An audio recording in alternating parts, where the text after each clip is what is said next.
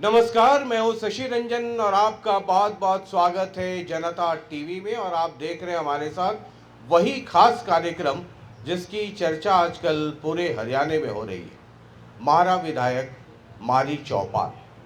अक्सर मैं ये कहता हूं कि लोकतंत्र को अगर जिंदा रखना है, सफल बनाना है, तो सवाल कीजिए। अपने इलाके का, अपने हलके का अगर विकास चाहते हैं, डेवलपमेंट चाहते हैं, तो सवाल कीजिए। अपने बच्चों के लिए अच्छा स्कूल चाहते हैं तो सवाल कीजिए। अपने लिए एक अच्छा अस्पताल चाहते हैं तो सवाल कीजिए। अपने गांव की, मोहल्ले की, अपने इलाके की, हलके की सड़कें, गलियां, नालियां बनवाना चाहते हैं तो सवाल कीजिए। आज ये चौपाल हम लगा रहे हैं पृथला विधानसभा में, पृथला हलके में। और यहाँ के विधायक जी को चौपाल में आमंत्रित करेंगे और हिसाब किताब का दौर शुरू होगा। लेकिन उसके पहले ये एक छोटी सी प्रोफाइल रिपोर्ट देखिए।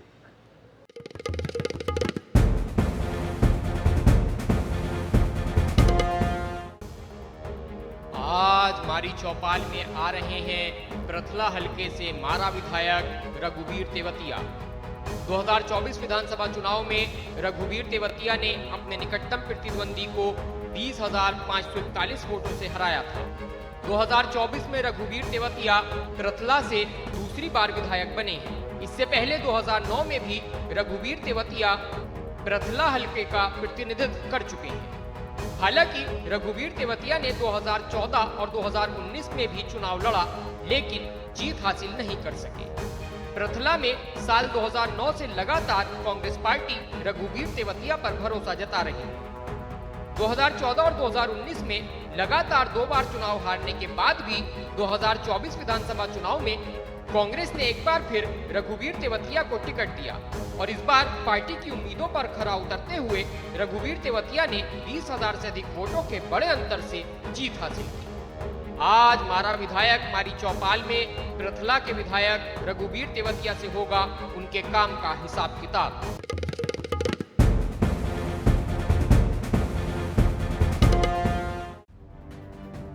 जोरदार तालियों से स्वागत कीजिए पृथला से कांग्रेस पार्टी के विधायक रघुवीर तेवतिया।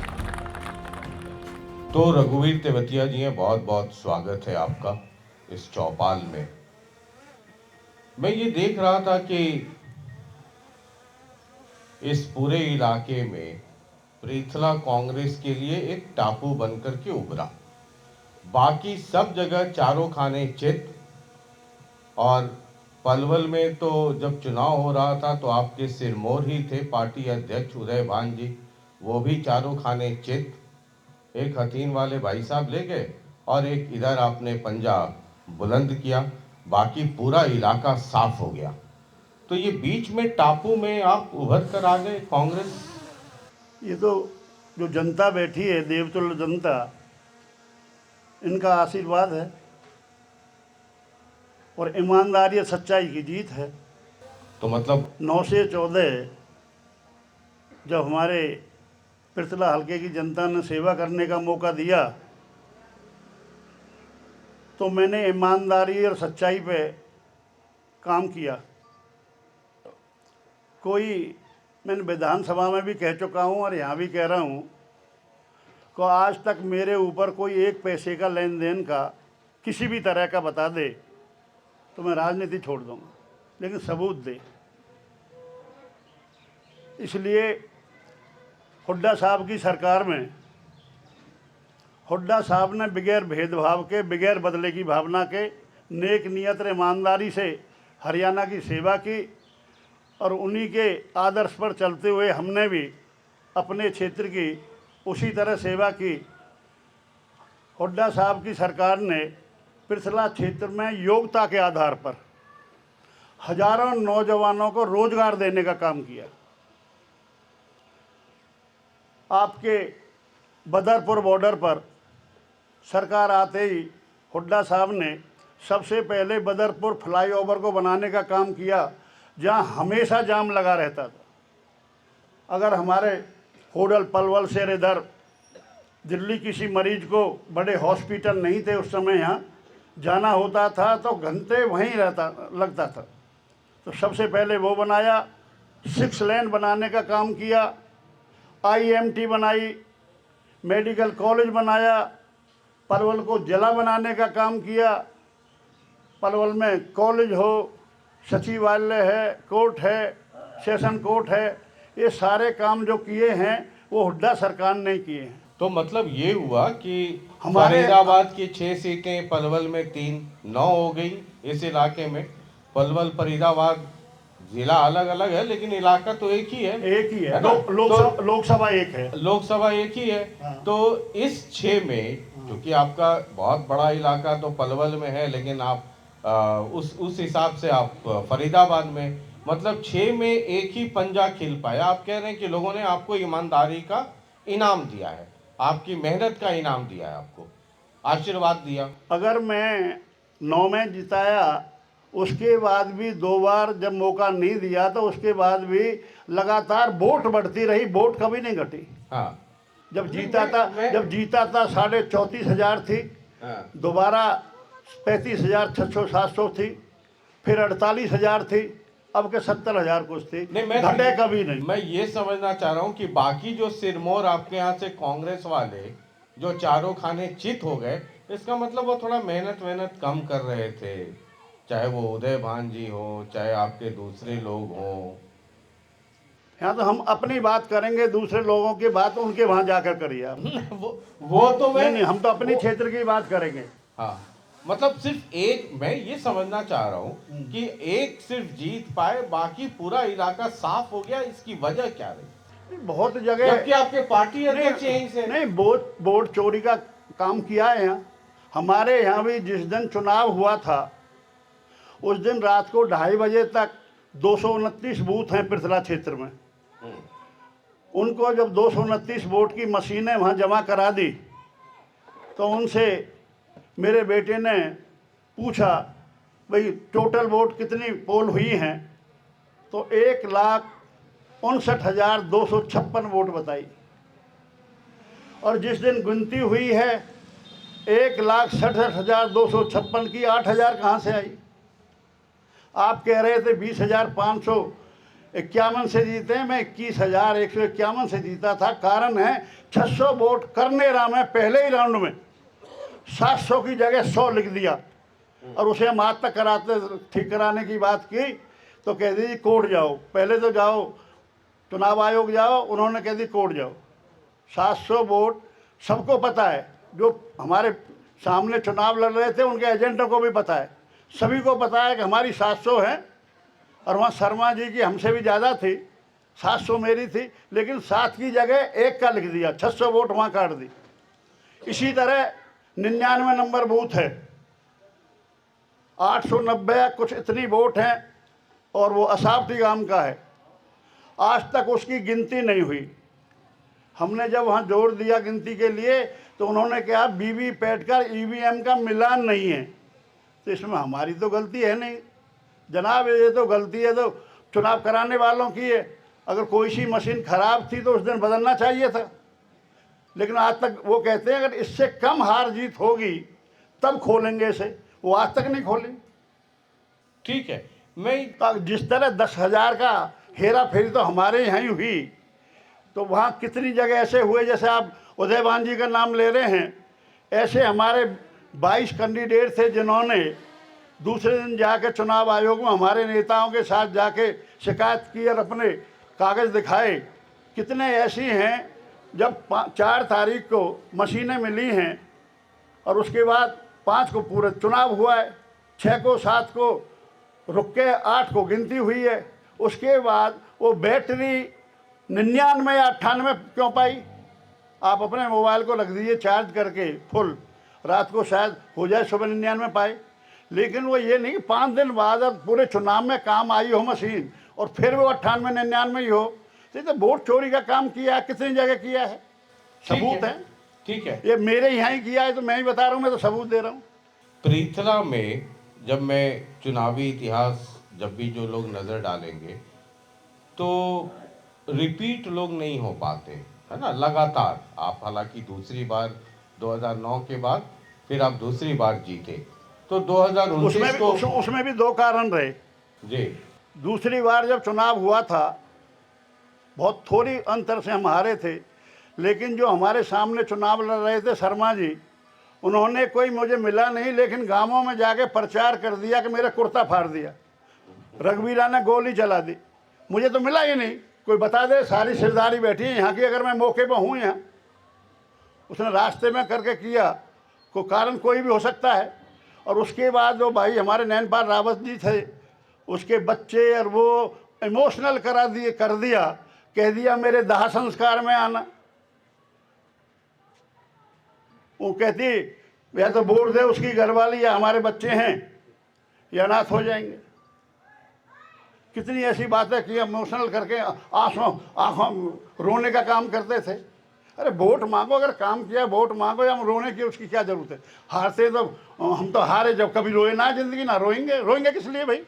जनता मौका देगी सेवा करने का, सेवा करेंगे। नहीं, मैं तो ये समझना चाह रहा था कि कंटिन्यूटी में है ना, मतलब लगातार लोग दो बार नहीं जीत पाते हैं, तो 2029 को लेकर के कोई चिंता है? बता रहा हूँ, मैं 3-4 साल बेड पे रहा, मेरा एक्सीडेंट हो गया था, मैं 22 सीढ़ियों से फिसल गया था।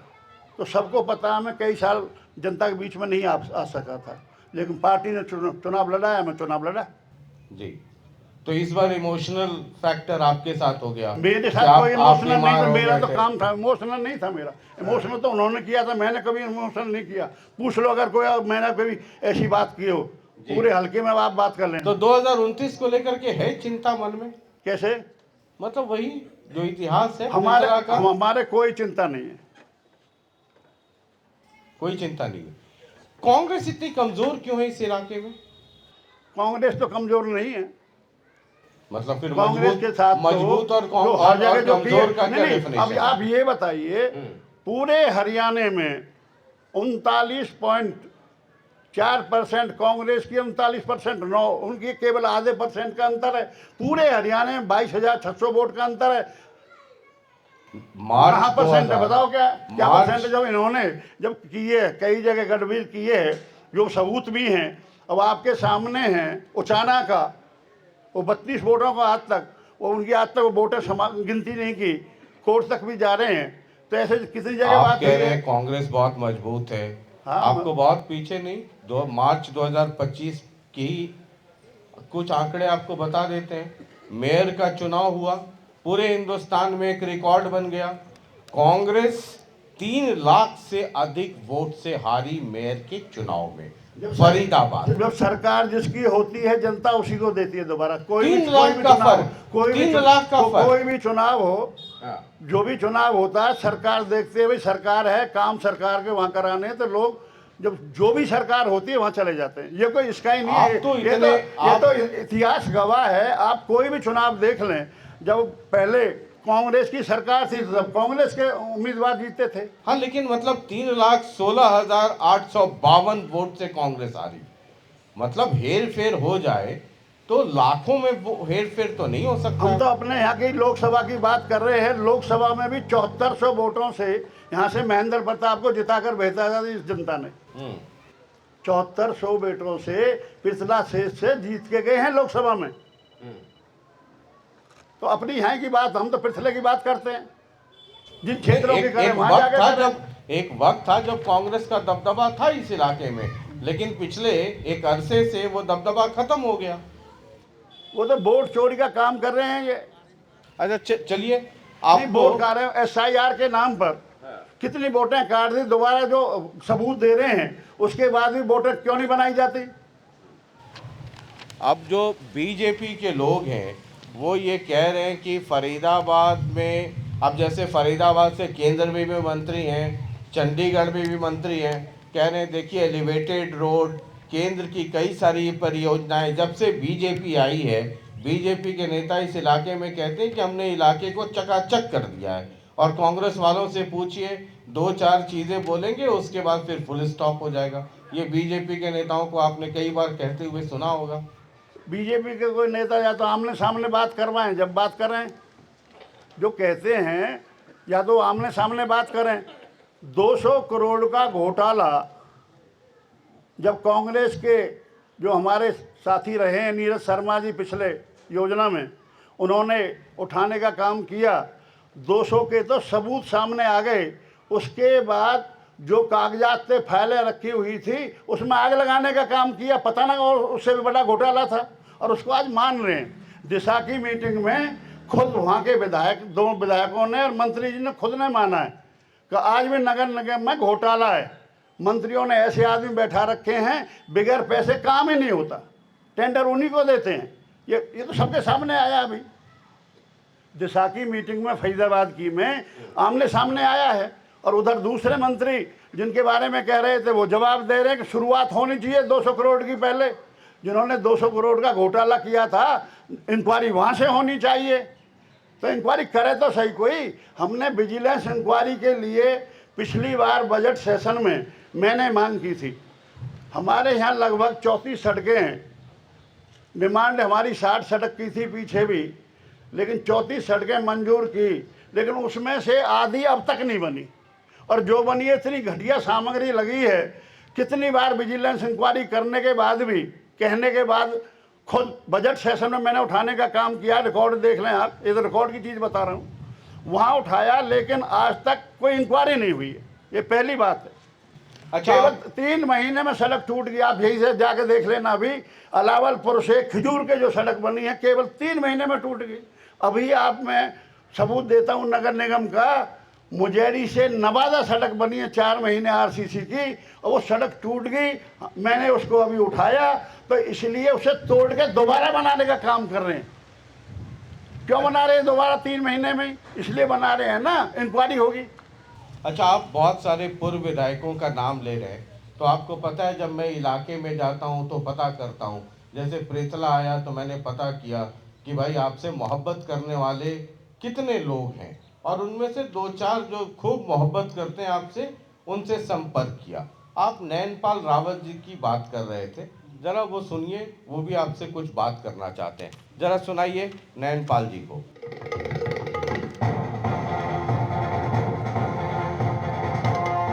वहाँ भी 1.5 साल में कोई कार्य नहीं हुए हैं, ना ही किसी गांव को कोई फंड्स मिले हैं, नहीं बिल्डिंग्स का और नहीं रोड्स का। अभी किसी प्रकार का कोई काम नहीं हुआ है।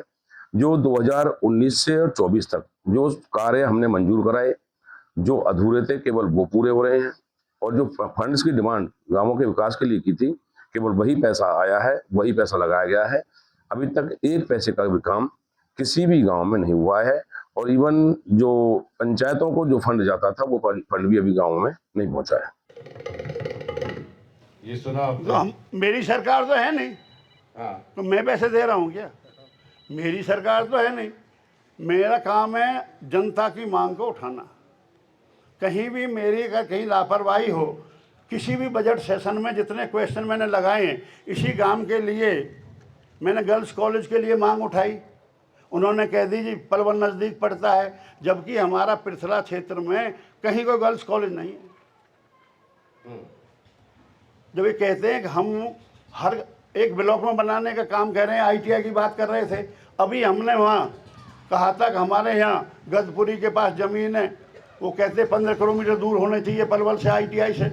हर एक ब्लॉक में सरकार कह रही, तो कह रहे सबका साथ सबका विकास की बात करती है, तो ये तो भेदभाव करती है, विपक्ष वालों के साथ भेदभाव करने का काम करती है। वही तो मैं बता रहा था। जो सड़कें मंजूर की है उसमें बहुत ही घटिया सामग्री लगाने का काम किया। जो बनी भी, जो बनी है वो 1 साल के अंदर ही टूट गई, 3-3, 4-4 महीने में। इसीलिए कह रहे हैं हम। यहाँ अलावलपुर की बात कितने बार उठाई है, खुद DC साहब आए हैं यहाँ, और ये सिरदारी DC साहब के वहाँ भी गई है। यहाँ पानी की निकासी का प्रबंध नहीं है, सरकार ने नहीं किया आज तक। अगर किया भी है तो पहले गांव के सरपंच हैं, उन्होंने किसी कंपनी के द्वारा अपना पाइपलाइन दबाई, बेगराज सरपंच ने, और आज प्रथम सरपंच ने भी इसी तरह जो आमदनी होती है थोड़ी बहुत, उसी के द्वारा इन्होंने पाइपलाइन से निकासी का काम किया है। सरकार ने तो किया नहीं, जबकि हम उठाते रहे DC के द्वारा भी। और बजट सेशन में भी, आप बजट सेशन की वहाँ क्लिप निकाल लीजिए। अलावलपुर के पानी का 2 बार जब से सेशन हुआ, दोनों बार नहीं उठाया हो, लेकिन उसके बाद काम सरकार नहीं करती तो ये तो नकारा सरकार है। टेकचंद शर्मा जी भी आपसे कुछ बात करना चाहते हैं, सुनाइए।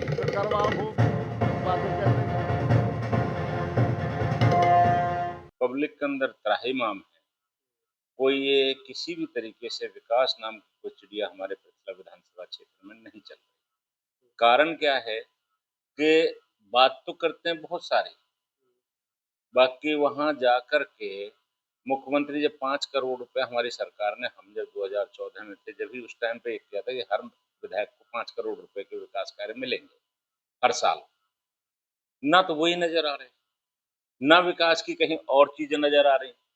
एक लोगों में एक बहाना लेके बैठ जाते हैं, मैं तो अपोजिशन में हूँ, भाई मैं कर क्या सकता हूँ।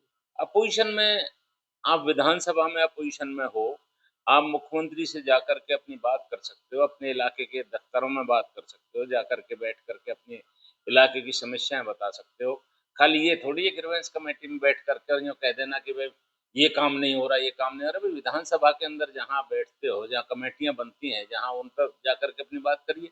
विधायक का फेलियर का तो ये क्लियर कट है कि उन्होंने जो अपने मुंह से जब कहने लगे ना आदमी कि मेरे हाथ में कुछ नहीं, तो उसे लगता है कि उनकी मदद है ना निरुत्साह एक तरीके से जो बना हुआ है वो सबको नजर आ रहा है।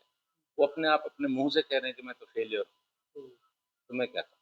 तो विधायक ये इनके मुंह से खुद मैंने विधानसभा के अंदर बोलते हुए सुना कि मेरी 32 सड़कें मैंने पास करा ली। सड़कें पास हो गई, अच्छी बात है, बल्कि उन फाइलों को लेकर के उनके पास उन डिपार्टमेंट में वहां परस्यू कौन करेगा, जाना पड़ता है। आजकल वो सिस्टम नहीं रहे कि भाई जा करके आपने पास करा दिया और ऑटोमेटिकली सारी चीजें होती चली जाएंगी। वो सिस्टम में थोड़ा सा आदमी जब जा करके बैठेगा किसी अधिकारी के वहां चाय पिएगा तो निश्चित तौर पे उसका फर्क पड़ता है। सुन लिया आपने। जो ये बोल रहे हैं ये खाली बात ही तो कर रहे हैं, धरातल पर को काम किया हो बात तो उसकी होती है ना। हमारे टाइम में जितने काम हुए थे इन्होंने करवाए हों तो बताएं। हमारे यहाँ डाइट बनी थी, 6 बार उठा लिया है। इसकी जगह कोई भी संस्था में कोई भी एजुकेशन जनरली में जो खरीदी डाइट को बंद कर दिया इस सरकार ने, जबकि हमने जो मंच है जो कह रहे हैं वो विधानसभा में उठाने का है। विधानसभा में मेरा रिकॉर्ड देख ले, इनसे कहीं ज़्यादा होगा हर चीज़ में। ज़रूरत वहाँ है बजट पे बोलने की, वहाँ सारे जो मुद्दे हमने उठाए हैं जितने कर रही है सरकार कर रही है। जो कह रहे हैं ना ये अब 2 करोड़ जो मिलता है 3 करोड़ के बजट सेशन में उठा दिया, कह भी दी, शिकायत भी कर दी, वहाँ भी कह दी। जो पैसा है आज तक नहीं आया, लेकिन अब मंजूर हो गए हैं रास्ते भी, वो भी आदर्श गांव के लिए यही लिया है। अलावलपुर सबसे बड़ा गांव है, सबसे बड़ा गांव है, सबसे ज़्यादा वोट दिए। टेकचंद जी कह रहे कि एक विधायक को जिस तरीके से परस्यू करना चाहिए, भाई अब इस इलाके में लोगों ने आपको वोट दिया, आपको विधायक बनाया, अब आपकी सरकार आई कि नहीं आई, अलावलपुर के लोगों को उससे तो मतलब नहीं था। उन्होंने कहा कि भाई तेवतिया जी को जिताओ। अब तेवतिया जी, अब वहां कांग्रेस सरकार बीजेपी की आ गई, तो ये तो उम्मीद आपसे ही लगा के बैठेंगे। जो ये बोल रहे हैं इन्होंने तो दोनों ने समर्थन दिया बीजेपी का। इन्होंने कितने काम कर दिए, मैंने तो इनसे दुगने दोनों के मिला के भी ज़्यादा पैसा आया है। पंचायतों में पता करो, मेरे समय में जितना पैसा आया था बगैर भेदभाव के, बगैर बदले की भावना से, एक भी गांव ऐसा नहीं छूटा। आप ये देख लो रिकॉर्ड जाके डीसी के वहाँ ब्लॉक में मिल जाएगा। मेरे समय में जो पंचायतों के लिए पैसा लाया हूँ मैंने जनसंख्या के आधार पर, ये नहीं देखा कौन से गांव ने जिताया हूँ, किसने हराया हूँ, कौन सी बिरादरी का है।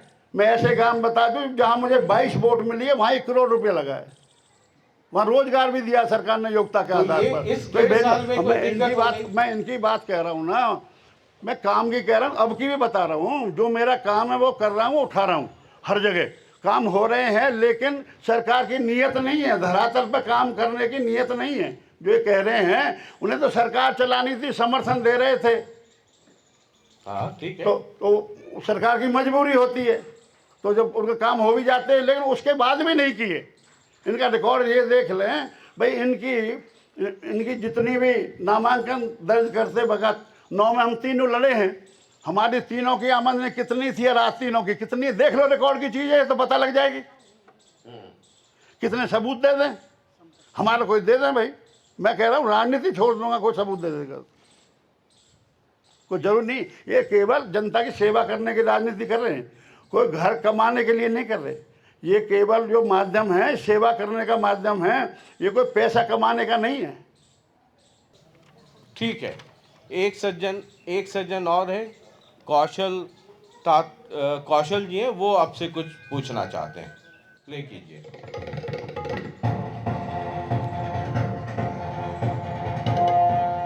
इस क्षेत्र के जो गांव में स्कूल की जो व्यवस्था है वो बिल्कुल एकदम से नल एंड वाइड है। सारे स्कूलों की व्यवस्था जो इस समय सिचुएशन है वो बिल्कुल खंडर हो चुकी है। बहुत सारे स्कूलों में इस समय अध्यापक नहीं है, अगर अध्यापक हैं तो उनकी ड्यूटी सरकार के और कामों में लगा रखी है, उसको बच्चों को पढ़ाने का कोई काम नहीं दे रखा है। चिकित्सा की मैं बात करूं तो एकमात्र पूरे विधानसभा क्षेत्र के अंदर सिर्फ 2 हमारे CHC सेंटर हैं, एक दुधौला में और एक दयालपुर में। 104 गांव और 2 CHC सेंटर, और दुधौला वाले सेंटर पे अकेले पे 80 गांव है, जिसमें से कुछ पलोल विधानसभा के गांव भी पड़ते हैं, कुछ अपने हथीली के भी पड़ते हैं, कुछ पृथला के पड़ते हैं। इतनी मात्रा में औद्योगिक इकाइयां होने के बावजूद हजारों औद्योगिक इकाइयां हैं। पृथला इंडस्ट्रियल क्षेत्र, दुधौला इंडस्ट्रियल क्षेत्र, इधर IMT इंडस्ट्रियल क्षेत्र, इतनी बड़ी फैक्ट्रियां, इतनी लार्ज नंबर स्केल पे फैक्ट्रियां, लेकिन युवाओं को रोजगार कुछ नहीं, जीरो। आज बेरोजगार को कॉकरोच कहा जा रहा है, कॉकरोच पार्टी, अब कॉकरोच बन के निकल रहे हैं युवा जैन जी। ये सरकार की विफलता है। सरकार हर पैमाने पर, हर मानक पर फेल घोषित हो चुकी है, ये जनता ने साबित कर दिया। तो कई सारे मसले ये प्रदेश उपाध्यक्ष हैं आम आदमी पार्टी के, स्कूल की व्यवस्था, हॉस्पिटल, कह रहे इंडस्ट्रीज इतनी है जिसका आप जिक्र कर रहे थे, कहाँ है हरियाणा में आम आदमी पार्टी? कोई है विधायक एक है कि नहीं है, वो एक अलग मैं मसला भी तो यही है। कह रहा हूं। मसला ये है कि वो यहाँ के मसला तो नागरिक बहुत हैं है। कि नहीं खाली है, बात और नागरिक करने से हैं काम थोड़ा तो चलेगा। वो सवाल उठा रहे हैं कि नहीं उठा रहे, तो सवाल किसी का भी कोई उठा अधिकार सकता है। जी, जवाब मैं दे ही रहा हूँ जी। मैं तो जो बता रहा हूँ, जो मेरी जवाबदेही है, जिम्मेदारी है।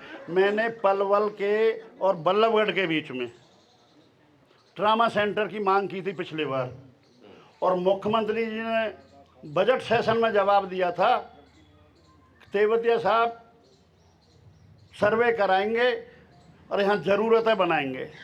अब की बार दोबारा उठाया मैंने, अब मना कर दीजिए। होडल में हॉस्पिटल है, होडल से क्या लेना देना है? कह रहे हैं जी पलवल में है, मैं जाम लगा रहता है। अगर मेरा जो क्षेत्र है, पलवल से निकलते ही अगवानपुर गांव, आलापुर गांव, पहला गांव मेरा पड़ता है, और वहाँ झारछेत्री तक, बल्लभगढ़ से झारछेत्री छोड़ के वहाँ खंदावली और कैली जाजरू है, पहला गांव हमारा पड़ता है।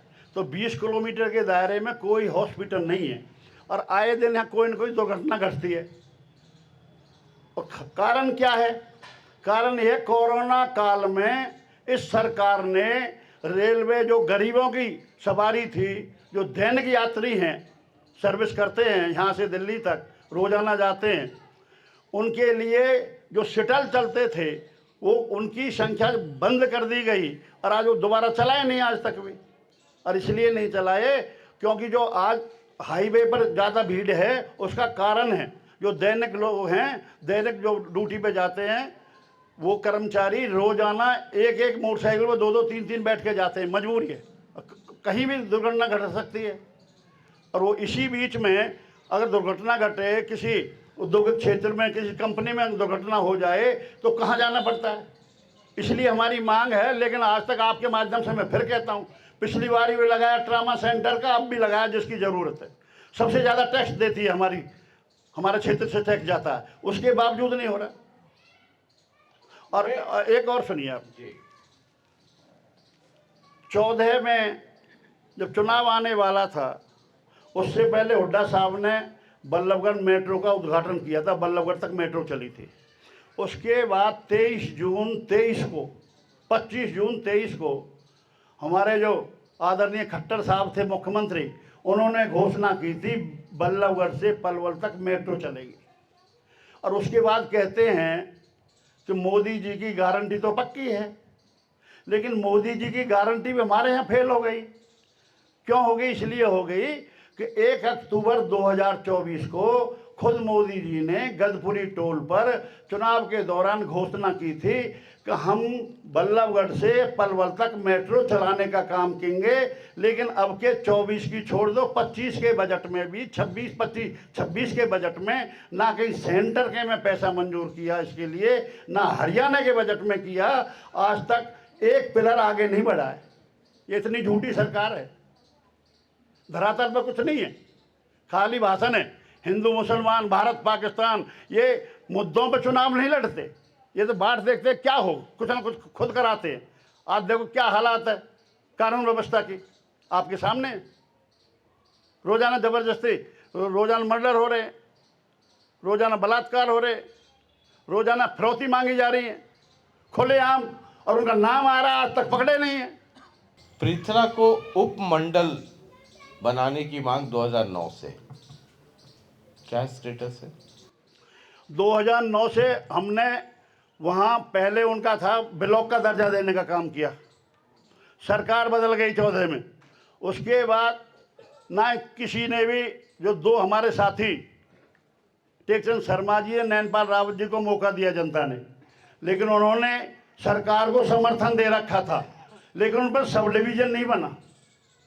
उसके बाद अब मुझे मौका दिया है, दोनों बजट सेशन में देख लो, अगर मैंने नहीं उठाया हो सब डिवीज़न का सबसे पहले। पिछली बार अभी आपको जवाब दिया था, खुद उसके मंत्री जो विपिन गोयल जी हैं, मैंने कहा विपिन गोयल जी आप तो हमारे अपने मंत्री हैं, अपने ज़िले से हैं, इसी ज़िले में हमारा क्षेत्र पड़ता है। उन्होंने कहा जी अभी तो अगली साल देखेंगे, अब की बार लगाया। मैंने की उम्मीद थी, मैंने कहा मंत्री जी अब के तो कर दो। मान कि भाई जनगणना हो जाए, अब जनगणना कब तक पूरी होगी, कब बात होगी। तो मैंने तो उठाया, अगर मैंने बजट में क्वेश्चन ना लगाया हो और उनका जवाब नहीं आया हो तो मैं उनका जिम्मेदार हूँ। तो मैंने तो उठाया है, इनने कभी उठाया हो तो बताओ रिकॉर्ड, मैं तो रिकॉर्ड दे दूँ आपका, हो तो अभी मंगाऊँ जो उसका रिकॉर्ड है। अब मैं आपसे जब बात कर रहा हूँ तो मैं एक चीज़ बड़ा गंभीरता से सोच रहा हूँ, और ख़ास करके कांग्रेस वालों से जब बात करता हूँ मौजूदा दौर में, तो ये सोचता हूँ, अब ये हम लोग जितने लोग बैठे हुए हैं, हमने तो वोट दिया, एक एमएलए चुना, एक एमपी चुना। अब चंडीगढ़ में है ना, फरीदाबाद या एनआईटी में कौन विधायक बनेगा वो तो वहाँ के वोटर वोट देंगे, तय होगा। परेतला वालों ने वोट दिया, आपको चुना, किसी को भी एक को एक किसी की जीत होती है, बाकी की हार होती है। अब मैं ये बहुत गंभीरता से सोच रहा हूँ कि एक वोटर जब वोट देता है और जब विधायक विपक्ष में हो और विपक्ष में विधायक ये बार बार कहें कि हो सकता है कई बार ये सही भी हो कि जो सरकार है, रूलिंग पार्टी है, वो विपक्ष के लोगों को, और आप जो हुड्डा साहब की इतनी तारीफ कर रहे हैं, इन्हीं हुड्डा साहब पे आपके ही पार्टी के लोग ये आरोप लगाते थे कि पूरा हरियाणा का मतलब सिर्फ रोहतक है। अम्बाला वाले कहते थे, भिवानी में सब लोग ये कहते थे कि पूरा डेवलपमेंट नहीं हो रहा है, इलाके विशेष का डेवलपमेंट हो रहा है। मेरा सवाल सुन लीजिए। उसका जवाब साहब हुड्डा साहब से लीजिए। जी हाँ, नहीं वो दे देंगे, वो हर जिले में। मैं किसी कॉन्टेक्स्ट में कह रहा हूँ, हाँ मैं कॉन्टेक्स्ट में ये कह रहा हूँ कि अब एक वोटर जब 1.5 साल हो गया, आप कांग्रेस के विधायक हैं, सरकार चंडीगढ़ में बीजेपी की है, दिल्ली में बीजेपी की है, अब यहाँ आदमी जो ईवीएम का दबाने जा रहा है उसको क्या पता है सरकार किसकी आएगी, वो तो विधायक चुन रहा है।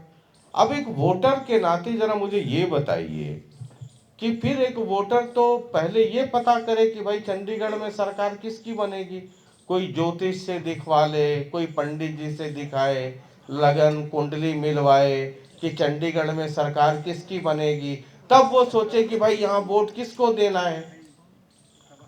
हम तो एक विधायक चुने, हमारा दर्द है, हम आपके पास जाएंगे, आप यहाँ के विधायक हैं, हम आपके पास जाएंगे।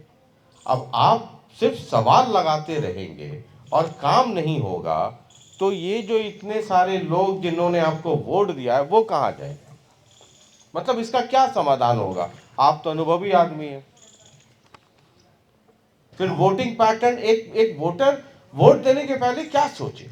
आप उसकी सोचिए, इनकी बात किसानों की बात हमारे यहाँ पिछले सीजन में, उससे पहले यहाँ धान खरीदा नहीं जाता था, कहते हैं एमएसपी पे होता है।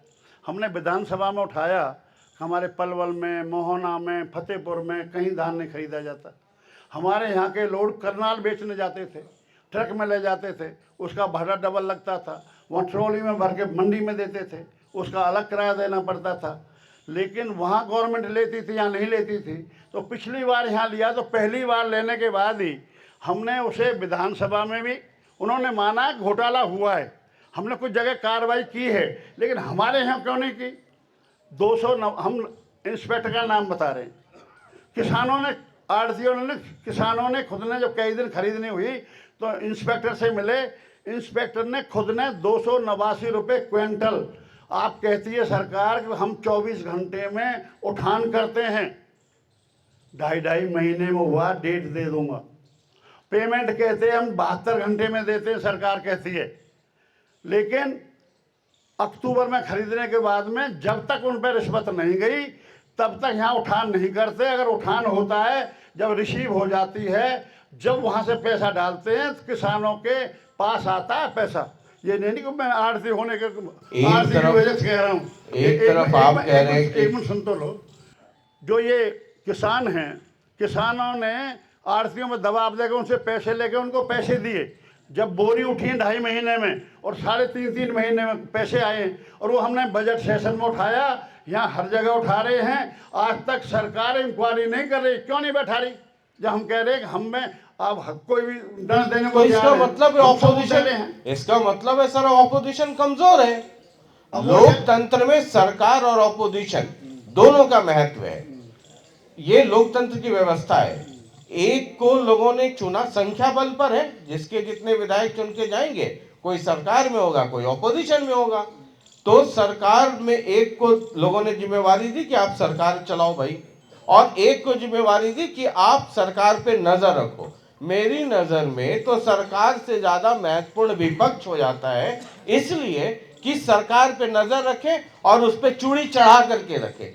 तो अगर सरकार काम नहीं कर रही है, जू नहीं रेंग रहा है, इसका मतलब ऑपोजिशन कमजोर है। अपोजिशन कमजोर नहीं है। कैसे कमजोर है? हर जगह जवाब दे रही है, हर मुद्दे को उठा रही है, धरातल पे उठा रही है, विधानसभा में उठा रही है, हर जगह कह रही है। अगर नाकारा सरकार है, काम नहीं करती, तो जबरदस्ती तो करवा नहीं सकते। जनता आगे मौका देगी, फिर आप मौका नहीं देगी। तो आप तो कई नई पीढ़ी वालों को पता नहीं होगा या किताबों में पढ़ा होगा, एक जेपी मूवमेंट भी हुआ था, एक अन्ना आंदोलन। हालांकि उसके बाद उसका क्या हश्र हुआ वो अलग बात है। एक जेपी मूवमेंट भी हुआ था, ऑपोजिशन ही थी। कांग्रेस में इंदिरा गांधी से ज्यादा कोई ताकतवर नहीं था, सल्तनत हिल गई। अन्ना आंदोलन हुआ, सल्तनत हिल गई। तो ये लोग भी तो ऑपोजिशन वाले ही थे ना। ऑपोजिशन आने वाले टाइम में ये भी हिल जाएगी। ये कोई नई बात तो है नहीं। तीसरी बार तो सरकार बन गई, हिल जाएगी। नहीं, जब वो वोट चोरी करते हैं, जब वोट चोरी करते हैं, मैं सबूत दे रहा हूं आपको जी। अब एक में कहानी, एक आजकल मैं जब जाता हूं तो जो कांग्रेस के हमारे गेस्ट होते हैं, मेहमान, उनको मैं कहानी सुनाता हूं, और वो आपने खूब सुनी होगी। आपकी ही पार्टी के, अरे आपने बहुत अच्छे से सुनी है, आपकी ही पार्टी के सिरमौर जो लीडर ऑफ अपोजिशन है भूपेंद्र सिंह हुड्डा, विधानसभा में कहानी सुनाए थे। आप विधानसभा की बहुत सारी कहानियां सुना रहे हैं। वो एक दिन कहानी सुना रहे थे कि जंगल में सभी जानवरों ने मिलकर ये तय किया कि हर बार शेर ही राजा होता है, इस बार राजा कोई और बनेगा। सहमति बन गई। ये उड़ा मतलब आपकी अब विधानसभा में सुनाई हुई कहानी है। तो हुआ कि बंदर को इस बार राजा बना दिया जाए। बंदर को राजा बना दिया। राजा बनाने के 3-4 दिन के अंदर जंगल में आग लग गई। अब वो एक दिन आग नहीं बुझी, 2 दिन नहीं बुझी, तीसरे दिन पूरे जंगल में जितने सदस्य थे, जानवर है ना, हाथी भालू, सब ने मीटिंग बुलाई। कहा भाई तो त्राहिमाम है, 3 दिन हो गई, 3 दिन हो गया, आग नहीं बुझ रही है। तो राजा जी को भी बुलाया गया। तो राजा जी ने कहा कि देखो भाई, आग बुझी कि नहीं बुझी, अब आपको याद आ गई कहानी किसने सुनाई थी विधानसभा में। आग बुझी कि नहीं बुझी ये तो मुझे नहीं पता, मेरे उछल कूद में कोई कमी हो तो बताओ। ये आपके ही पार्टी के बड़े नेता ने विधानसभा में ये कहानी सुनाई थी सर। लेकिन सारी जो चीज़ हम उठाते हैं, आपका जो मंच है, जो पत्रकार हैं, वो सारी बातों को उठाते नहीं। जो विधानसभा में उठाते हैं, विधानसभा की पूरी कार्रवाई लाइव चलता है वो हर तो लाभ चैनल चलती पे। है खाली, लेकिन उसके बाद जो यहाँ मुद्दे उठाते हैं, हमने यहाँ उठाई, प्रेस कॉन्फ्रेंस की, दूसरी बात तो उठा दी, लेकिन 289 बार दबा दी। जो घोटाला हुआ है उसे नहीं कर रहे। अच्छा, जो हम मतलब विजिलेंस इसके की लिए कह भी रहे अब हैं। हम लोग ही जिम्मेवार हैं। आपकी भी जिम्मेदारी है, चौथा स्तंभ है, आपकी भी जवाबदेही है। लेकिन मतलब जंगल में आग नहीं बुझी, हाँ, उसमें भी सर अब नहीं, सरकार से कहने के लिए उनकी जू जब रहेंगे कि आपका ये बोलेगा ये रेडियो। ये तो आपकी, क्योंकि आपके ही नेता ने सुनाई, तो मैंने कहा सुनाता हूं मैं। एक देवेंद्र तेवतिया जी हैं, जरा उनको भी सुनिए।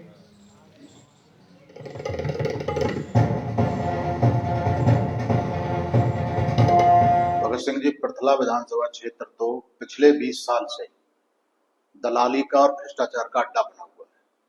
चाहे वो कांग्रेस की सरकार में रहा हो, चाहे वो भारतीय जनता पार्टी की सरकार में हो। और अब पिछले 1 साल से तो आप ये मानो विपक्ष का मिले है, विकास कार्य को यही नहीं पता आखिर अधिकार किसको दे रखा है। आप कोई भी सड़क उठा करके देख लीजिए, जो सड़क बनाई गई है वो सड़क ज्यादा से ज्यादा 1 महीने नहीं चल पाती। उस सड़क में टूट फूट जल्दी हो जाती है, अगर बारिश आ जाए तो वो शाम तक भी ढह जाती है। ये हालत पृथला विधानसभा क्षेत्र। अब ये कार्यक्रम जो है रणवीर गंगवा साहब भी देख रहे होंगे। इसी चौपाल कार्यक्रम में रणवीर गंगवा साहब को भी हमने आमंत्रित किया था बरवाला में, और तब मैंने कहा था कि बहुत सारी शिकायतें सड़कों को लेकर के आ रही है और ये आपका महकमा है। वो कह रहे थे कि रंजन साहब, एक शिकायत भी आ जाए तो कार्रवाई ऐसी कर दूंगा कि उसकी 7 पुश्तें याद रखेंगी। तो आपसे मुखातिब होकर के रणवीर गंगवा साहब, आपसे निवेदन कर रहा हूँ, गाड़ी है ही, हालांकि आजकल तो कहा गया है कि पेट्रोल बचाइए, अब चलिए कितनी बचती है नहीं बचती है पता नहीं, लेकिन एक दिन पृथला के लोग चंदा कर करके आपकी गाड़ी का पेट्रोल भरवा देंगे। और आप एक बार पृथला आइए मेरे निवेदन पे, और जिस दिन आप आइए उस दिन मुझे भी सूचित कर दीजिएगा, मैं भी आपकी अगवानी में पृथला में हाजिर रहूंगा। और ये पृथला के लोग, उनके लिए पेट्रोल का इंतजाम कर देंगे ना आप लोग चंदा करके? अरे हाथ उठा के बता दीजिए। हाँ, ये सब कह रहे हैं कि पेट्रोल का इंतजाम चंदा करवा करके आपके लिए कर देंगे। और एक दिन इस इलाके में भ्रमण कीजिए, यहाँ आपके खाने वाने का भी आओ भगत सब इंतजाम रहेगा, सिर्फ आपको आना है और आकर के देखिए। आपने ये कहा था कि अगर कहीं कुछ है तो रंजन साहब मुझे बताइएगा। पृथला की धरती से बैठ के खड़े होकर करके, और ये गांव जो है ये अलावलपुर है जहां ये चौपाल लगी है, और विधायक जी इस चौपाल में हैं। तो आपसे निवेदन है पूरे पृथला की तरफ से कि एक बार भ्रमण जरूर कीजिए। आपका जवाब। मैंने तो वहाँ बजट सेशन में भी मंत्री जी के सामने कहा है कि आप इसकी चेकिंग करवाइए, विजिलेंस इंक्वायरी करवाइए। जो मेन सड़क है वहाँ से बल्लभगढ़ से जो केजीपी को जोड़ता है, मौजपुर तक जाती है, अटाली मौजपुर दयालपुर होते हुए, आज तक नालियाँ नहीं बनी हुई, जो पुलिया नहीं बनी कंप्लीट, और ठेकेदारों ने पैसे ले लिए, लेकिन आज तक कहीं इंक्वायरी नहीं हुई है। हमारे अलावलपुर की सड़क है, अधूरी पड़ी है, आप देख लो बीच में। अब भी दोबारा बजट हमने कह के दोबारा उसका बजट से भिजवाया है करवा के, लेकिन आज तक कोई मंजूर नहीं हुआ है। आपकी मुलाकात हुई कभी मुख्यमंत्री जी से, मिले कभी कि आपने ये कहा कि मैं तो कांग्रेस वाला हूँ, वो बीजेपी वाले हैं, तो मैं क्यों जाऊँ, है ना? कभी मिले एक विधायक के तौर पे मुख्यमंत्री से कि भाई देखिए विधानसभा में इतने सवाल उठाता हूँ, कुछ कृपा दृष्टि रखिए आप? हर एक मंत्री से मिला हूँ, हर एक जिसकी जिम्मेदारी है, जिसमें जवाबदेही जो मंत्री, उससे मिला हूँ। गंगवा साहब से भी कहा है, लिख के भी दिए। पंचायत मंत्री थे, 4.5 एकड़ की जोत रखी थी कितने साल से भुरजा गांव में, खुद डीसी को दिखा के लाए यहाँ, वहाँ लिख के दे दी, कह रहा था 2 दिन में खाली हो जाएगी, आज तक ना हुई। नाली आज तक पानी भरा हुआ, कल ही गया था मैं गमी में, वहाँ जाके देख लो आप, आज चले जाओ जाके। जिसमें वहाँ खुद मंत्री से बात हुई है, उसके बाद डीसी साहब खुद मौके पे गए हैं, और आज जब देखो तो वहाँ दूध वाला की क्या हालत है। अच्छा, कोई मंत्री नहीं सुन रहे बात, मान लीजिए मुख्यमंत्री से आपने कुछ मिले, बताया कि भाई साहब देखिए हमारे इलाके की हालत खराब है, मंत्रियों से मिल रहा हूँ, कोई काम नहीं हो रहा है, अब आखिरी उम्मीद आप है। मुख्यमंत्री से 4-5 चीज़ों पे बहस हुई है, उन्होंने हाँ की है लेकिन काम तो कोई नहीं हुआ। मुख्यमंत्री जी से आमने सामने कॉलेज की बात हुई थी, सड़क की बात हुई थी, आपके लिए या कि मेट्रो की बात हुई थी, ट्रामा सेंटर की बात हुई थी। मुख्यमंत्री ने जवाब दिया मेरी बातों, और मुख्यमंत्री से ही मेरी बात हुई है। आपने देखा भी होगा बजट सेशन में, ये नहीं मंत्री ने नहीं, मुख्यमंत्री ने उठ के, क्यों जब मैं अड़ा रहा बात पे तो मुख्यमंत्री को खड़ा होना पड़ा, और एक बार नहीं 4 बार खड़ा होना पड़ा कितने प्रश्नों पे, और उन्होंने हाँ की है लेकिन आज तक काम धरातल पे कुछ नहीं है। ठीक है, कार्यक्रम के अंत में एक सवाल हम अपने मेहमानों से, जो विधायक होते हैं, उनसे ये ज़रूर करते हैं कि जब आप अगले चुनाव में जाएंगे तो वो 5-6 बड़े काम आप क्या ऐसा करेंगे कि जिसके आधार पे वोट मांगे। अब मैं आपसे बातचीत कर रहा हूँ पिछले 45-50 मिनट से, तो मैं ये सोच रहा हूँ कि ये सवाल मैं आपसे किस रूप में करूं, क्योंकि आप जितने मुद्दे उठाते हैं, विधानसभा में उठा लेते हैं, यहाँ उठाते हैं, वहाँ उठाते हैं, उस पर काम तो होता नहीं है। 5 काम जो अगले चुनाव के पहले आप चाहते हैं कि ये हो जाए, और उसके लिए आप पूरी मेहनत करेंगे। 5 काम, बड़े काम करने को तो हर गांव में 5000 काम है, लेकिन बड़े काम पृथला के संदर्भ में जो आपने सोचा होगा कि ये हो जाना चाहिए, या इसके लिए आप प्रयास कर रहे हैं। इसी गांव में हमने कहा था ज़्यादातर लोग जंगल में रहते हैं, उनके लिए रास्ते ज़रूरी हैं। उस हमने जो बैगी की जो स्कीम है 2 करोड़ मिलते हैं विधायक को, यहाँ हमने 5 करोड़ की घोषणा कर रखी है। उसमें 3 करोड़ के काम मंजूर हो गए हैं, उसमें हमारी कमी नहीं है। वहाँ जाके दफ्तर में, वहाँ हम जाके OSD से भी, और वहाँ जाके पंचायती राज में भी जाके 10 बार मिले हैं, जब वो पास करवा के आए हैं, और वो 3 करोड़ मंजूर हो गए हैं। यहाँ की सड़कें भी हैं, उसमें कम्युनिटी सेंटर भी है, और जो पानी की समस्या है उसके लिए 2.5 एकड़ ज़मीन है, उसमें जोड़ खोदने का भी है।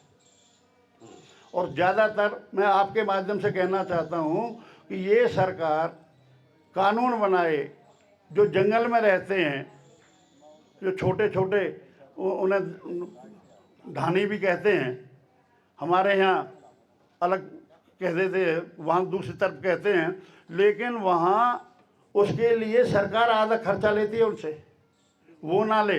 बिजली देने का काम है, बिल भरेगा कंज्यूमर, लेकिन ये नहीं, वो कहते हैं कि आधा खर्चा दो। अगर आपके बिजली लगवानी है, जंगल में जाके बस जाए, गांव की बिजली चाहिए, तो ये कहते हैं कि आधा खर्चा दे। तो आपके माध्यम से मैं कहना चाहता हूं सरकार से, रंजन साहब, जो जाके अपने खेतों पे रहते हैं, बंटवारा होता है भाईचारे में, ज़मीन बढ़ जाती है, घर बढ़ जाते हैं, तो जब जगह नहीं होती तो खेतों में भी घर बनाते हैं, तो उसके लिए सड़कें बनाएं। यहाँ तो चलो उससे वहरी है कि हमने ले लिया है, लेकिन और गांव भी तो रह रहे हैं, तो उनके सड़क का और बिजली का कम से कम और पानी का इंतजाम करने का सरकार की जिम्मेदारी बनती है, जवाबदेही है। तो वहाँ जो आधा पैसा ले रहे हैं वो पैसा ना लें, केवल सरकार बनाने का काम करे, और केवल वहाँ मीटर लगे, उसका जो बिल भरेगा वो किसान भरेगा। ठीक है, एक ये लाल डोरा से बाहर नहीं करते हो, लाल डोरा से बाहर आधा खर्चा लेते हैं। दूसरा काम जो आप चाहते हैं, इस गांव में कम से कम आधा गांव खेतों पर रहता है, आप पता कर सकते हैं, सारे गांव बैठा है। 5 काम देखिए, हाँ जी, इनको साथ रखिएगा, जरूर मदद करेंगे आपके। 5 काम बड़े जो आप चाहते हैं अगले चुनाव के पहले हो जाए। देखो अब देखो, ट्रामा सेंटर, एक सब डिवीज़न, 2, एक मेट्रो 3, है जी, और हमें बड़े बड़े गांवों में जो जंगल में रहते हैं उनके रास्ते पक्के 4, हैं जी, मेन जगह। हाँ, और हमने यहाँ 4 हुए आपके, 4 हुए। हमारे ये भी है। कम पढ़ रहे हो तो बताइए, मैं बता देता हूँ। नहीं, कोई नहीं, मैं बता देता हूँ, मुझे कोई दिक्कत नहीं, कितने ही बता दूँ, मुझे कोई दिक्कत नहीं, मुझे कोई बताना। अगर बड़े काम आप यहाँ रोक दोगे ना तो मैं 1 घंटा बताते रहूँगा। नहीं, 5 बड़े काम, 5 आप रोको तो सही, बताते रहूँगा। अभी सरकार ने विश्व बैंक से लोन लिया है और मंजूर लिया है पानी का शुद्धिकरण करने के लिए, ये सबसे मेन पॉइंट है और ये हमने उठाया भी है। और मैं आपके चैनल के माध्यम से भी मुख्यमंत्री से भी मांग करता हूँ, जब पैसा बजट मंजूर हुआ है, भाई आपने विश्व बैंक से लोन लिया है वाटर ट्रीटमेंट प्लांट के लिए, तो हमें दो जगह ज़रूरत है हमारे क्षेत्र में। एक तो जो आगरा कैनाल है, ये ओखला से जब चलती है तो दिल्ली का और जहाँ से हरियाणा शुरू होता है बदरपुर से बॉर्डर से, फरीदाबाद का, बल्लभगढ़ का, इसमें सारा केमिकल युक्त जो पानी है, गंदा पानी, उस नहर में डाला जाता है और जो सीवरेज का पानी है वो डाला जाता है। मैंने मांग भी की है वहाँ विधानसभा में भी कि हमारे यहाँ बड़े बड़े गांवों में स्वास्थ्य चेकअप कैंप लगाए जाएं स्वास्थ्य के, ताकि पता लगे यहाँ काला पीलिया और कैंसर के रोगी बहुत ज़्यादा हैं। उसका कारण ये है जब विश्व बैंक से लोन लिया है तो उसमें हमारी भी हिस्सेदारी है। तो मेरी आपके चैनल के माध्यम से है, यहाँ वाटर ट्रीटमेंट प्लांट लगाया जाए आगरा कैनाल में। और दूसरा लगा, एक तो सबसे ज़रूरी ये है, यहाँ की जो फसल होती है वो ख़राब होती है, उसका दाना ख़राब हो जाता है, काला हो जाता है, किसान खाते भी नहीं पाते हैं, उसे बेचते हैं, मजबूरी है। इतना गंदा है, आप खेत में पानी काटने लिए नहीं जाओगे, अंदर नहीं घुसोगे, उसमें खुजली हो जाएगी, आप देखोगे बदबू आएगी। नहर में जाओगे ना, 1 मिनट खड़े होगे तो सूंघ के देख लीजिए, पता लग जाएगी, ये हालत है जी। इसी तरह हमारे यहाँ गौछी लिंक ड्रेन है तो बरसाती नाला, लेकिन वहाँ से जो अभी जाता है उसमें भी पूरे फरीदाबाद का सीवरेज का और कंपनियों का केमिकल युक्त पानी छोड़ा जा रहा है, जिससे हमारी ज़मीनें खराब हो रही हैं। सेम आ रही है उन गांवों में, आप जाके देख लो, वहाँ शिकरौना है, करनेरा है, फिरोजपुर है, लदियापुर है, भनकपुर है, मोहला है, हरफला है, नंगला जोगियान है। इनमें हमने वहाँ ट्यूबवेल भी लगवाएं पानी को नीचे से खींचने के बाद इसको पानी को निकाल कर डाले जाए, इसमें डालें। अगर पानी उसमें से उसमें नमकीन पानी हो गया तो बहुत ज़रूरत है हमारे क्षेत्र में, और इसी तरह हमारे यहाँ हो जाएगा, बहुत ज़रूरत है। तो मैं जनता की मांग पे एक हर जगह कहते रहते हैं बड़े गांवों में, ये बहुत ज़रूरी है। जब सरकार ने विश्व बैंक से लोन लिया है तो उसमें हमारे क्षेत्र की भी हिस्सेदारी है, और हमारे क्षेत्र से नहीं, ये पूरे लोकसभा से गुजरती है। ये तो बदरपुर से लेके करमन बॉर्डर तक जाती है। और नहर का हालात देख लो, नहर का हमारे गांव तो उसमें भी लगते हैं, जमुना में भी। आप जमुना में जाके देख लो, जमुना में कैसे पानी आ रही है, जिसमें नहाते थे शुद्ध माना जाता था, आज जाके देख लो, आप नहाओगे नहीं उसमें, उसमें भी यही है। आप कहते हैं ना तीनों जगह सरकार है, ट्रिपल इंजन की बात करते दिल्ली में भी, हरियाणा में भी, लेकिन दिल्ली से गुजर के आती है, हरियाणा से गुजर के आती है। आप हमारी बात छोड़िए, सरकार की कारगुजारियाँ को उठाने का काम करें। जब पता लगेगी, अब अच्छी जोर तोड़ से उठाएंगे, अगर प्रेस उठाएगी तो इनके भी नाक में दम पड़ेगा, जब ये काम करेंगे। काम नहीं कर रहे, आप ढीले रहो, ये हमारी कह रहे, हम ढीले नहीं हैं, हम तो उठा रहे हैं हर सतर पर। किसानों के साथ क्या नाइंसाफ़ी हो रही है, आज वहाँ धरने पे बैठे हैं मोहना में, हमारे क्षेत्र के क्यों बैठे हैं? इसलिए बैठे हैं जो फ्लाईओवर बन रहा है जमुना के ऊपर कर जेवर एयरपोर्ट के लिए। जब तो जमुना काफ़ी दायरे में जाती थी, बहती थी, अब उसके दायरा कम हो गया, दायरा कम हो गया, दोनों तरफ उन्होंने बांध बना दिया। बांध बना दिया, जो पीछे की ज़मीन है 500-600 एकड़, उसमें बाढ़ रहेगी। जो वो कह रहे कम से कम 1-2 किलोमीटर वहाँ भी बांध बनाने का काम करें ताकि हमारे बाढ़ ना आए, लेकिन रुक नहीं रहे हैं। कई दिन धरना प्रदर्शन हुए, उनकी मांग है। और एक और मांग है, हमारे क्षेत्र से नहीं, पलवल क्षेत्र के भी हैं, और वहाँ तक है आगे करमन बॉर्डर तक। जो जमुना जाती है हमारे यहाँ से, जमुना अपनी जगह छोड़कर, जहाँ पहले थी उसकी असली जगह, उससे छोड़कर वो गांवों की तरफ आ रही है, और वो मिल्कियत में बह रही है, किसानों की मिल्कियत है। लेकिन रेती के ठेके सरकार क्यों छोड़े? मिल्कियत है किसानों की, ठेके छोड़ रही है सरकार। कम से कम उसमें आधा पैसा किसानों को दे, जिसकी मिल्कियत है, पैमास करवा के, जिसकी जितनी ज़मीन है। इन मुद्दों को उठाए आप। खाली ये उसने ये कह दी, उसने ये कह दी, जिसकी कह रहे थे उनके तो जो नेता है वही जेल में रहे हैं। और क्यों रहे हैं? बंदर बाट के ऊपर हुए, पैसे के लेन देन के ऊपर हुए। इसी में आज अभी देखा है आपने नीट का पेपर, कितने लीक हुए हैं सरकार की। इन नाकामियों को उठाने का काम करें आप। जितनी नाकामी है इनकी सरकार की जो हम गिनवा रहे हैं, इन्हें उठाओ ना, जो ये बहुत जरूरी है। ये जो आप कह रहे हैं, हाँ जी, तो ये हमारे ही चैनल पे चलेगा ना ये सर? तो अच्छी बात है। और उठता कैसे? जब चलेगा पूरा और तभी ये तो सर जब चलेगा तो आप देखिएगा हमारे कार्यक्रम में कोई एडिटिंग कैंची नहीं चलती है। चलनी जो भी ना कह चाहिए। रहे हैं वो, जो आप कह रहे हैं वो ऐसे ही जाएगा, मैं बताता रहा हूँ। मैं तो सिर्फ जिन ये चीजों की समझना जरूरत चाह है, रहा था। ये जो जरूरत है हमारे यहाँ, जो बेसिक मुद्दा है, एक तो आगरा कैनाल का है, बहुत जरूरी है। एक यमुना का है, हमारे पास के जा रही है। हमारे लोग परेशान है, वहाँ ठोकर नहीं लगाई जाती, उसमें ठोकर लगनी चाहिए। चाहे हमारे शाहजहाँपुर हो, शाहपुरा हो, खादर हो, लतीपुर हो, दूल्हेपुर हो, चाहे वो छैंसा हो, चाहे मोहना हो, यहाँ तक मेरा क्षेत्र है। उनमें हमारी सरकार ने ठोकर लगाने का काम किया और उनकी तरफ ज़मीन नहीं कटी। और उसके बाद बीजेपी को ठोकर नहीं लगा रही है, ना बांध बना रही है। वहाँ बहुत ज़रूरत है। ठीक है सर। और इसमें नहीं, किसानों की समस्या ये जरूरी है, ये मेरे ही क्षेत्र के नहीं है, हर क्षेत्र के किसानों की है। सबसे बड़ी ये है, उनकी मिल्कियत में, उनके ज़मीन में से जमुना बह रही है और उसमें जो ठेके छोड़ती है सरकार, उसका पैसा सरकार लेती है, जबकि उसकी रॉयल्टी किसानों को मिलनी चाहिए। ठीक है, आपने ये उठाया है मसला। हमारा काम तो देखिए महाभारत के संजय वाला है, लेकिन हमारा आपको काम, देखा हमारा हाल काम ये बताना, जरूर है। आपकी बात नहीं, सरकार तक मैं जोर पहुंचाना। देके कह रहा हूँ रंजन साहब, आगरा कैनाल का ये बहुत ज़रूरत है।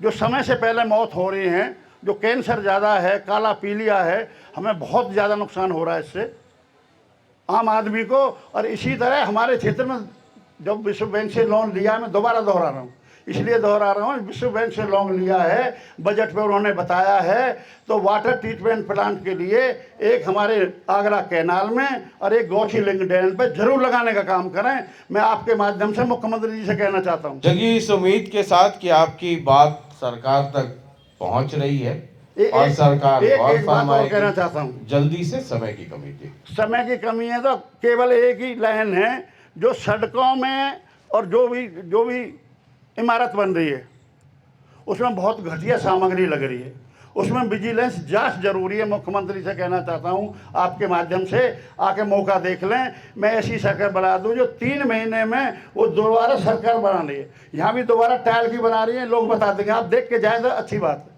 आप इस सड़क के इसके पैसे ले लिए, आप गौर से देखना, उसमें निशान बन रहे हैं सड़क में सारे में, उसको जेसीबी से खोदे हैं, इसलिए वो ज़्यादा जम जाए। लेकिन माल कम डाला है इसमें, तारकोल कम डाला है, आज से रोरी उखड़ी पड़ी है। आप जब देखोगे काम से आगे चल के देखो हालत क्या है। ठीक है, बहुत बहुत शुक्रिया तेवतिया जी, बहुत बहुत शुक्रिया।